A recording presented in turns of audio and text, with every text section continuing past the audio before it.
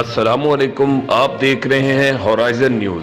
खबर शामिल करते हैं चीचावतनी से। हमारे नुमाइंदे अहमद उस्मान की रिपोर्ट के मुताबिक चीचावतनी में बहन ने आशना के साथ मिलकर अकलौते भाई को कत्ल कर दिया। तफसीलात के मुताबिक चीचावतनी की फैसल कॉलोनी के रिहायशी मेहनत कश मसीही खानदान के घर बड़ी मुरादों के बाद 6 बहनों के बाद बेटा पैदा हुआ, जिसे बहन ने आशना के साथ मिलकर कत्ल कर दिया। 24 साल एली असद मुमताज उर्फ चीता मसीह शादीशुदा था, जो कि वापडा में मुलाजिम था, जिसे उसकी 21 साल बहन माया ने आशना के साथ मिलकर कत्ल कर दिया।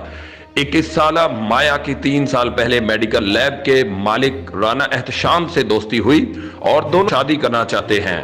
10 माह कबल माया ने अपने आशना के साथ अदालत में जाकर इस्लाम कबूल कर लिया, जबकि उसके मकतूल भाई एली असद चीता मसीह को इस बारे में पता चला तो उसने रिश्ते की मुखालफत की।